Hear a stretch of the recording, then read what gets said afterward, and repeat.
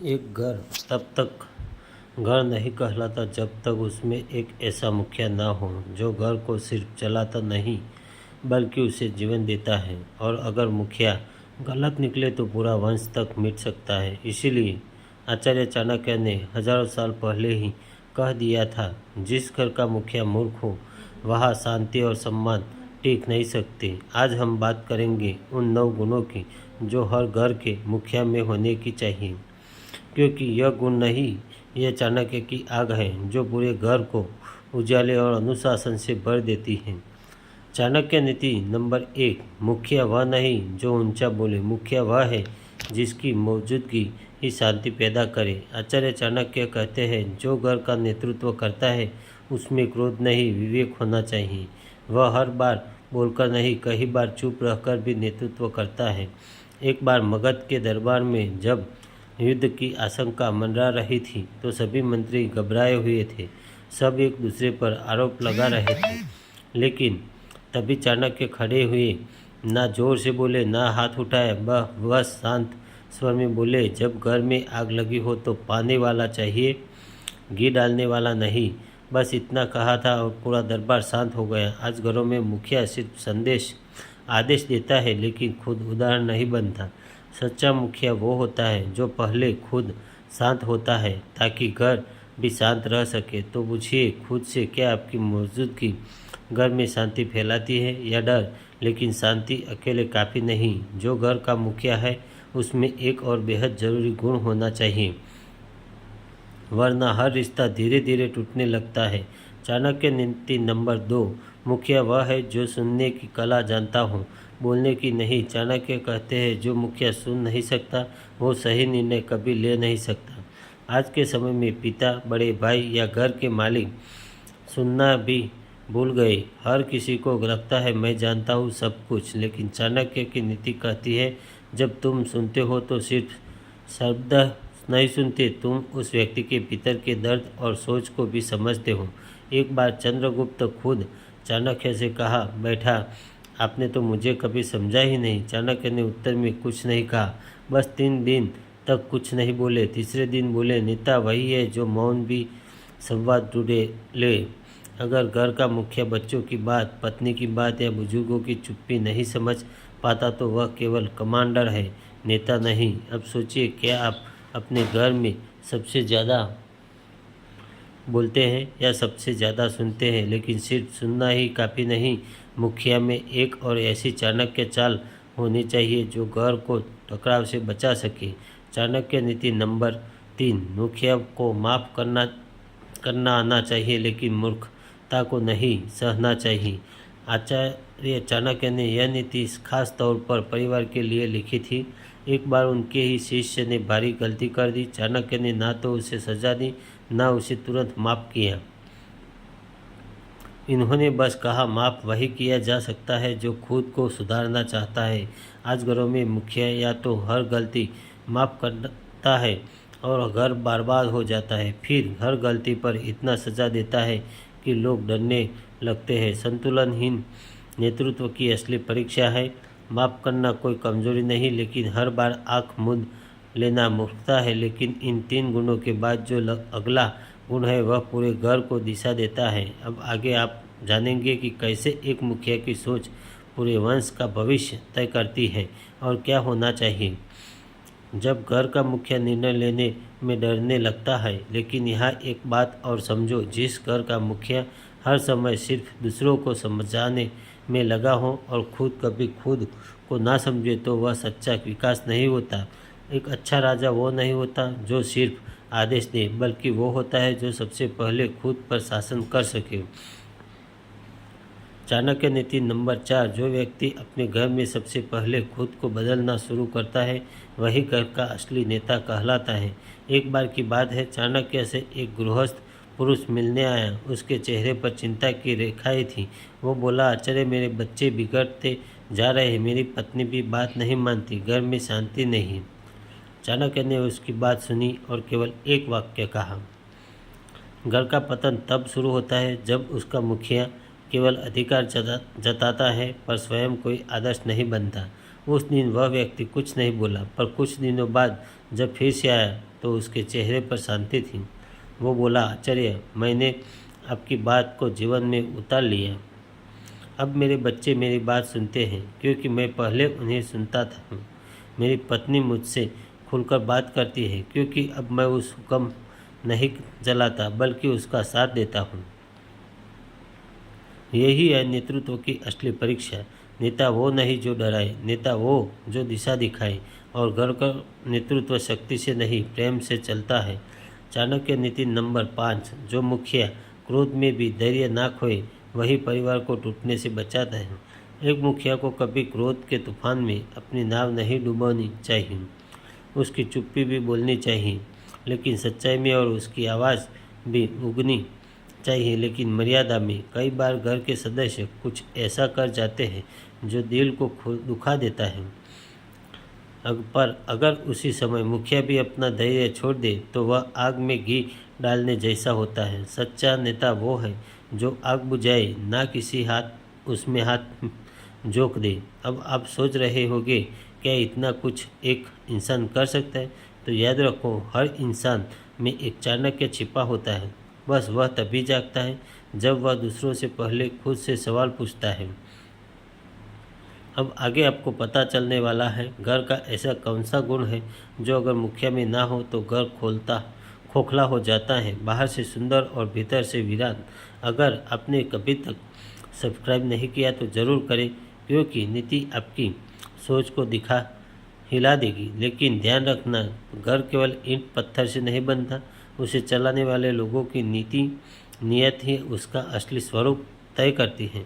अब बात करते हैं उस छठी गुण की जो एक सच्चे घर के मुखिया में जरूर होना चाहिए। चाणक्य नीति नंबर 6, मुखिया ऐसा हो जो भावनाओं से नहीं, विवेक से फैसले ले। भावुक होना कोई बुराई नहीं, लेकिन अगर मुखिया हर फैसले आंसुओं से और श्रेष्ठों की भावुकता से करेगा तो घर डूबेगा।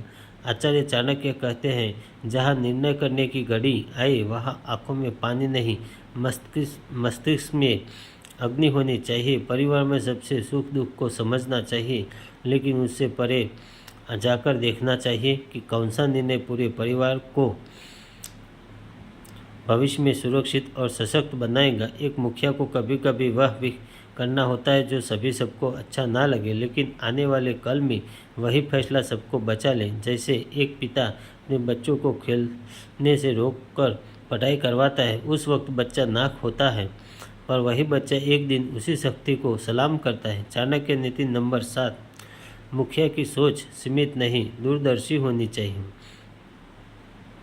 घर के मुखिया को आज से नहीं 10 साल आगे की सोचनी चाहिए। जैसे कोई राजा युद्ध से पहले पूरे राज्य के भविष्य की योजना बना लेता है, वैसे ही एक मुखिया को अभी सोचना चाहिए कि आने वाले वर्षों में घर में कौन कौन सी ज़रूरत आने वाली है। बच्चों की पढ़ाई, शादी, स्वास्थ्य, कमाई के स्रोत, और फिर उसी के अनुसार आज का फैसला लेना। दूरदर्शिता का मतलब है आज वह बीज बो देना जिसकी फसल आने वाले वर्षों में पूरे घर को सुरक्षा और सम्मान दे। चाणक्य कहते हैं, जो आज ही में जीता है वह जीवित हो तो है, लेकिन नेतृत्व नहीं कर सकता। अब यहाँ एक सवाल उठता है, क्या हर इंसान ऐसा दूरदर्शी बन सकता है? उत्तर है हाँ, अगर वह आंखें बंद करके नहीं, अनुभव और ज्ञान से जीना शुरू कर दे। अपने से बड़े लोगों के सीखना, हर गलती से सबक लेना, हर निर्णय में पूरे परिवार की छाया को शामिल करना, यही तो दूरदर्शिता की जड़ है। और अब बात उस गुण की जो मुखिया को हर परिस्थिति में अग्रह बनाए रखता है। चाणक्य नीति नंबर 8, मुखिया कभी भी अपनी कमजोरी को घर पर जाहिर ना करे। एक मुखिया जब खुद टूट जाता है तो पूरा परिवार बिखर जाता है। उसका चेहरा ही घर की दीवार होता है। अगर वह हिल गया तो भरोसा गिर जाएगा। चाणक्य कहते हैं, राजा को अपनी थकान, भय और क्रोध, भ्रम कभी अपनी प्रजा को नहीं दिखानी चाहिए, नहीं तो शत्रु का काम आसान हो जाता है। उसी तरह घर का मुखिया चाहे अंदर से कितना भी टूटा हो, बाहर उसे मजबूत खड़ा रहना होगा। इसका मतलब यह नहीं कि वह झूठ बोले या दुख ना महसूस करे, बल्कि इसका अर्थ है कि वह जब भी टूटे, अकेले टूटे, लेकिन जब खड़ा हो तो पूरी ताकत से हो। यह एक मुखिया की सबसे बड़ी परीक्षा होती है। खुद को थामे रखना ताकि सबको संभाल सके। और अब जब हम इन 8 नीतियों तक पहुंच चुके हैं, एक सवाल फिर से सामने आता है, क्या आज के इस दौर में इतनी जिम्मेदारी संभालना संभव है? क्या एक इंसान इतना धैर्य, विवेक और साहस रख सकता है? इसका उत्तर जानने से पहले ज़रा सोचिए, क्या आपका घर किसी बाहरी ताकत से बर्बाद होगा या आपके ही गलत फैसलों से? अब आगे आपको पता चलने वाला है कि एक मुखिया को न्यायप्रिय कैसे होना चाहिए और उसे अपने घर के हर सदस्य से कैसे पेश आना चाहिए। अब यह अगली नीति में आपको अंदर तक जोड़ देगी। लेकिन एक बात आज भी बहुत कम लोग समझते हैं कि घर सिर्फ दीवारों से नहीं बनता, वह बनता है उस व्यक्ति से जो इस घर की छाया बनकर सबको ढक दे। वो जो सबसे पहले जागता है और सबसे अंत में सोता है। वो सब जो सबके लिए त्याग करता है और सबसे कम बोलता है। ऐसे इंसान को ही कहते हैं मुखिया। लेकिन चाणक्य ने कहा है, यदि मुखिया में यह 9 गुण नहीं है तो वो परिवार को बांध नहीं सकता, बस तोड़ता रहेगा। अब तक आपने समझा, पहला गुण था दूरदर्शिता, दूसरा धैर्य, तीसरा संयम, चौथा न्याय, पांचवा त्याग। अब आगे बढ़ते हैं। चाणक्य नीति नंबर 9, कठोरता में छुपी करुणा। हर घर में एक समय आता है जब फैसला लेना पड़ता है।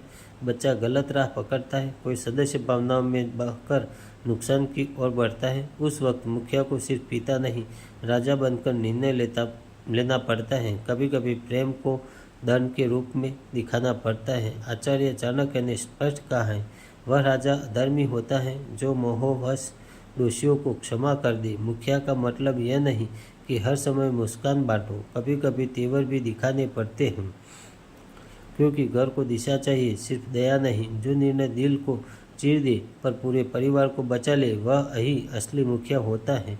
चाणक्य नीति को अब गुण से समझिए। गुण नंबर 1, ज्ञान का भंडार बनो, घमंड का नहीं। एक अच्छा मुखिया केवल अनुभवों से नहीं चलता, वो हर दिन कुछ नया सीखता है, क्योंकि समय बदलता है और जो खुद को समय के साथ नहीं बदलता वो दूसरों को कैसे संभालेगा। चाणक्य ने कहा था, जो पुरानी नीतियों को पकड़े बैठा है और नई बात नहीं समझता, वह स्वयं भी डूबेगा और दूसरों को भी डुबो देगा।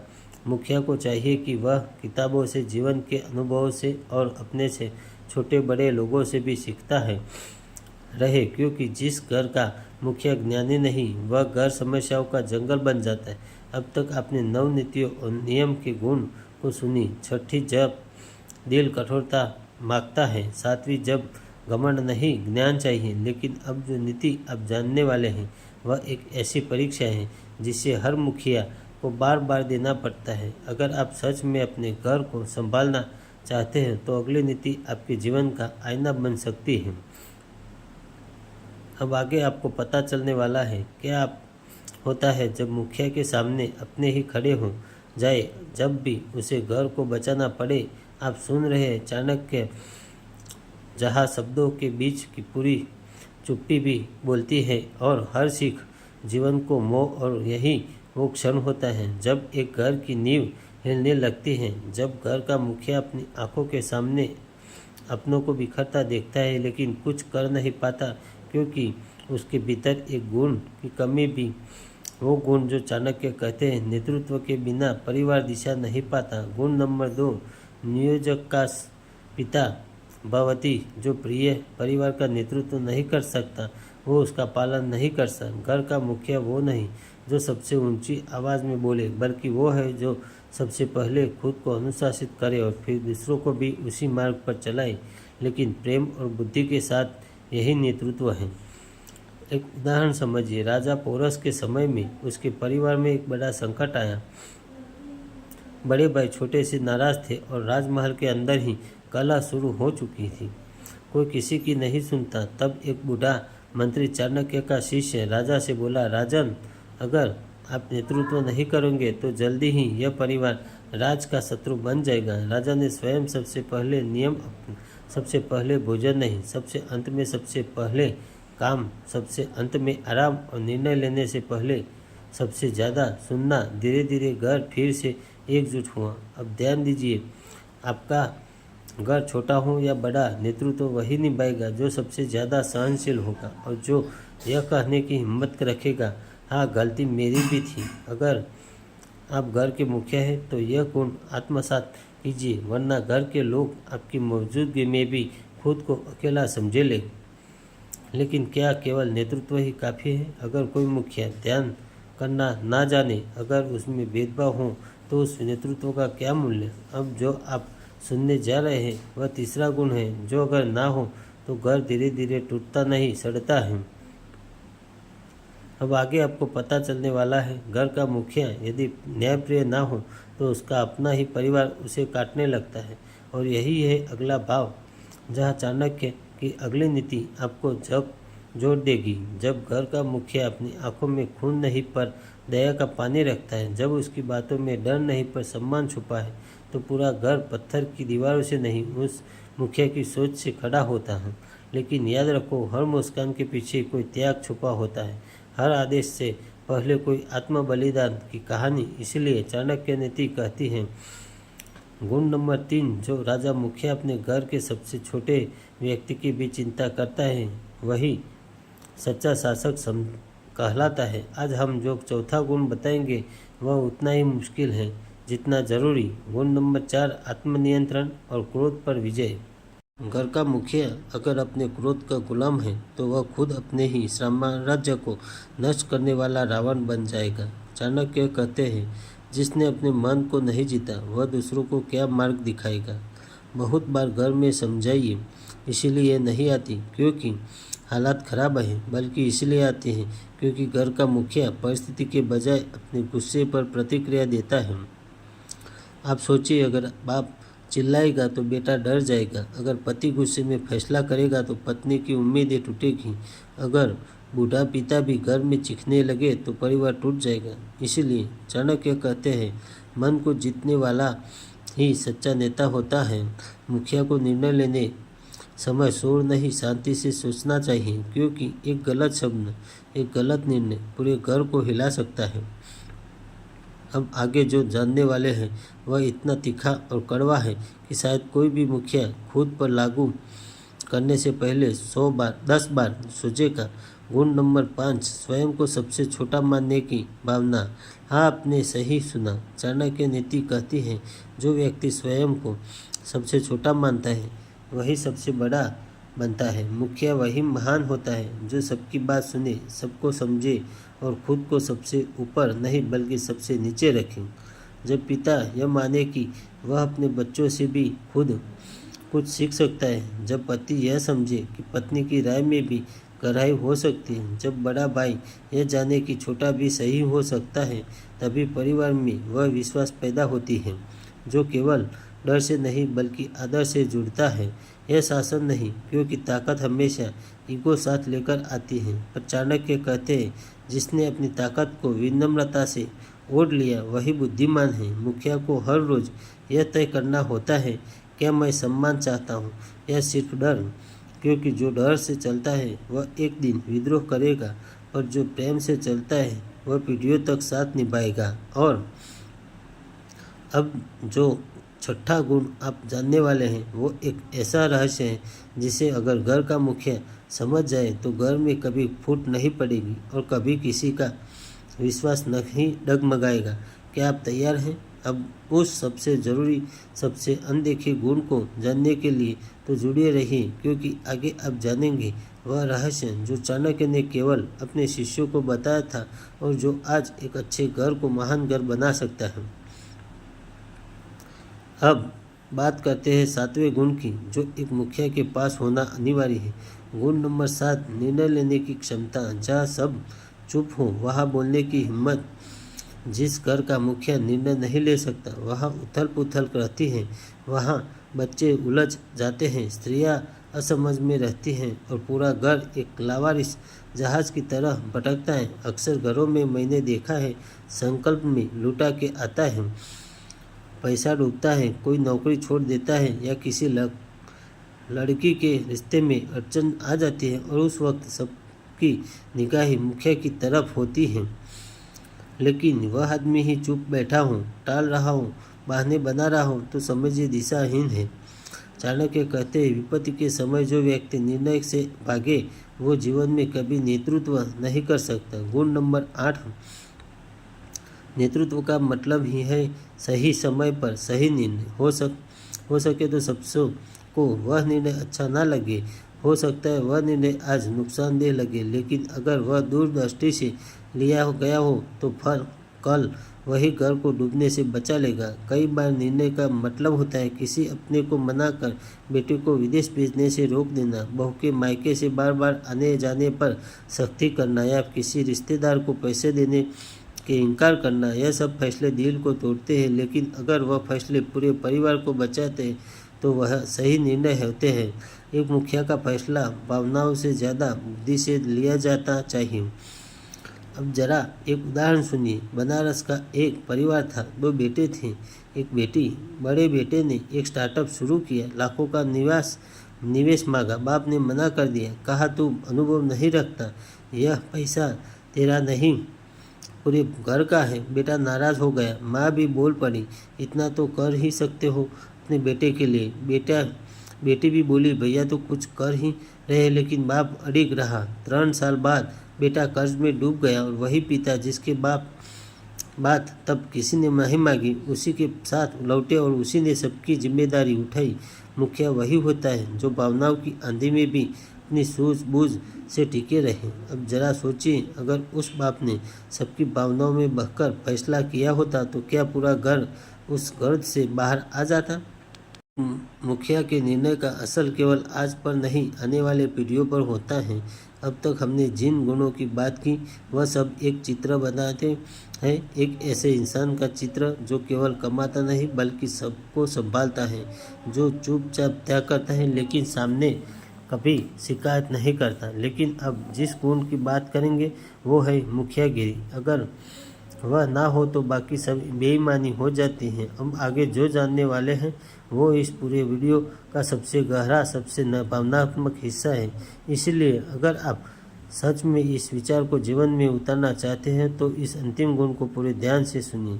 जिस घर में मुखिया दृढ़ हो वहाँ दरिद्रता कभी टिक नहीं पाती। आचार्य चाणक्य तो कहते हैं, जिस नाव का खिलैया कुशल हो वह समुद्र पार ही लेती है, लेकिन जिस नाव का खिवैया ही दिशाहीन हो वह तूफान से पहले ही डूब जाती है। गुण नंबर 9, घर की वैसी ही एक नाव है जिसका खिवैया यानी मुखिया बुद्धिमान हो, धैर्यवान हो और निर्णय लेने में सक्षम हो। वह हर आंधी से लड़ जाता है, लेकिन अगर वही मुखिया डगमग हो जाए तो घर के सदस्य टूट जाते हैं और धीरे धीरे रिश्ते बिखरने लगते हैं। चाणक्य कहते हैं, धन, विद्या, बल, नीति, संयम, दया, क्रोध पर निर्णय, समय की समझ और निस्वार्थ प्रेम, यह 9 गुण अगर मुखिया में हो तो वह पूरे कुल को ऊंचाई तक ले जाता है। हम अब तक इन सभी गुणों की गहराई में उतर चुके हैं, लेकिन अब प्रश्न उठता है, क्या आप खुद को उस योग्य बना पा रहे हैं या फिर क्या अपने घर के उस मुखिया को समझा है जो चुपचाप अपना सर्वस्व त्याग कर सबके लिए एक लड़ रहा है? अब समय है उस त्याग को समझने का। एक बूढ़ा पिता उस जिसकी आंखों में अब वह चमक नहीं रही, लेकिन दिल अब भी जवान है। एक माँ जो हर दिन थाली परोसते हुए यह नहीं बनाती कि आज उसने खुद कितना कम खाया। एक बड़ा भाई जो सबके खर्च काट कर अपनी ज़रूरतें भूल गया और एक बहन जो अभी कभी नए कपड़े नहीं मांगती क्योंकि उसे मालूम है घर की हालत क्या है। यह सब मुखिया ही तो है, अपने हिस्से का त्याग कर रहे, कभी पिता, कभी माँ, कभी भाई, कभी बहन। और अब क्या आप उनके त्याग को समझ पाए? अब एक सवाल अपने दिल से पूछिए, क्या मैंने कभी उस व्यक्ति को थाम लिया जो हमेशा मुझे संभालता रहा? क्योंकि मैंने कभी उस माँ से कहा, माँ अब तुम आराम करो? क्या मैंने कभी उस पिता को गले लगाया और जो चुपचाप रातों को जागा रहता है? अगर अब भी वक्त बचा है तो आज एक बार घर से उस मुखिया की पीठ थपथपाए, उसे कहिए, अब तुम अकेले नहीं हो, मैं भी अब तैयार हूँ। अगर आप भी अब इस घर के नए खिवैया बन रहे हो तो आचार्य चाणक्य की इन नीतियों को हथियार बनाइए, हर नीति को अपने सांसों में बसाइए। अब आखिरी निवेदन है, अगर यह वीडियो आपके दिल को छू गई हो, अगर इसने कहीं ना कहीं आपकी आत्मा को जोर दिया हो तो एक छोटा सा सहयोग करिए। हमारे चैनल को सब्सक्राइब करिए, क्योंकि हम हर 2 दिन इसी तरह भावनात्मक जीवन बदलने वाली चाणक्य नीति लाते हैं। एक लाइक, कमेंट, एक शेयर किसी और के जीवन में भी यह सीख पहुंचा सकता है। और याद रखिए, सिर्फ देखने से जीवन नहीं बदलता, लेकिन जो सीखता है और अपनाता है वही इतिहास रचता है। धन्यवाद। चाणक्य विवेक से प्रेम सहित आप सुनते रहें, जहाँ शब्दों के बीच की चुप्पी भी बोलती है और हर सीख जीवन को मोड़ देती है। Thank you so much.